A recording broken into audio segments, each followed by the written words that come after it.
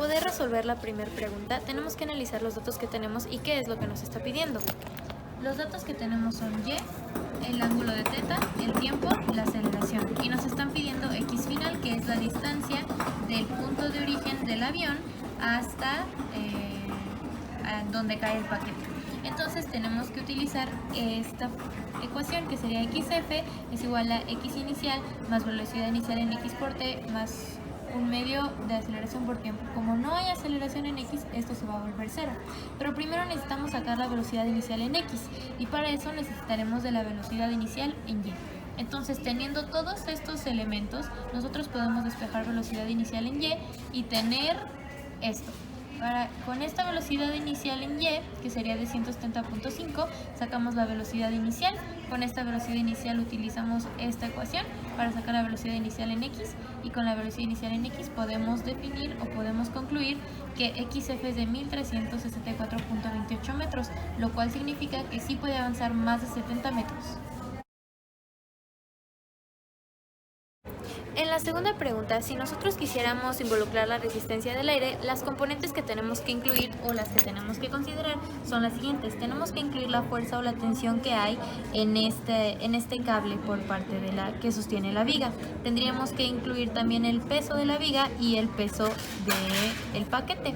Pero como en el problema nos están indicando que el paquete cae y no causa ningún problema en la viga, o sea, la viga es capaz de sostenerlo, esto significa que no hay ningún cambio en el torque, o al menos se puede suponer eso. Si no hay ningún cambio en el torque, significa que la sumatoria de todas estas fuerzas está en equilibrio. Al estar en equilibrio, la suma del torque o el torque sería cero. Por lo tanto, no podemos disminuir el torque, y este torque, aunque se le añadiera una cola al paquete, no habría ningún cambio porque no puede ser disminuido el torque.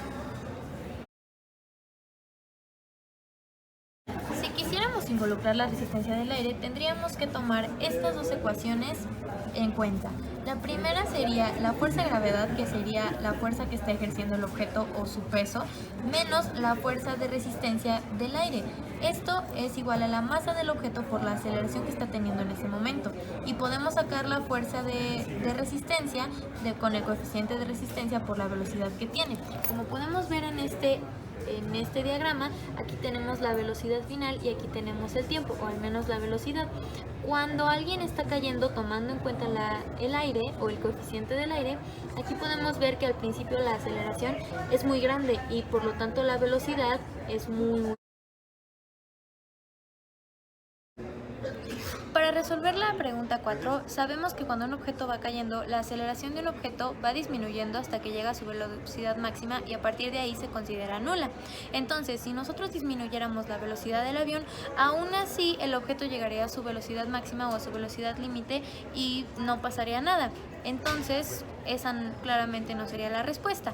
Pero si nosotros aumentamos el coeficiente de arrastre o la fricción del aire, esto va a ocasionar que la fuerza de la resistencia del aire sea mayor y sea muchísimo más fácil que desacelere al objeto lo suficiente como para garantizar que no vaya a tirar la viga con el impacto. Para simular esto en un software, primero tendríamos que saber cuáles son los datos que se nos proporcionan. Los datos que se nos proporcionan, o los cuales podemos suponer, son los siguientes. Tenemos la fuerza de gravedad, que son 600 newtons. Si dividimos esto entre 9.81 nos da la masa, la masa del objeto, que sería 61.16 kilogramos. Nosotros podemos elegir el delta T que queramos, que podría ser entre 0.1 y 0.01, y también podemos suponer el coeficiente de resistencia del aire, que en este caso, por no tener una superficie tan plana, lo podríamos poner como 0.6. Después podríamos utilizar todas estas ecuaciones para sacar, dependiendo de lo que queramos utilizar. Si queremos sacar la velocidad, usamos esta. Si queremos sacar la distancia final, usamos esta. Si queremos sacar la aceleración, usamos esta. Y si quisiéramos sacar la fuerza de resistencia del aire, ya que la necesitamos para la aceleración, utilizaríamos esta. Ahora, para asegurarnos de que estamos usando un delta T adecuado, lo que tenemos que ver es cuánto cambia entre uno y otro. Si nosotros hacemos primero una prueba con 0.1 0.1 y luego hacemos otra prueba con 0.01, aparte de que tendríamos que hacer más intervalos para alcanzar el mismo tiempo, podríamos ver que los resultados van a variar muchísimo desde donde está el 0.1 al 0.01. Pero si nosotros quisiéramos cambiarlo ya a uno más, la variación que tuviéramos entre 0.01 y 0.001 ya no sería tanta y serían muchísimos más los intervalos que tendríamos que tener. Entonces, identificar cuándo dejan de cambiar o cuándo presentan un cambio muy pequeño entre los resultados por el delta t sería una buena manera de asegurarnos de que tenemos un adecuado delta t.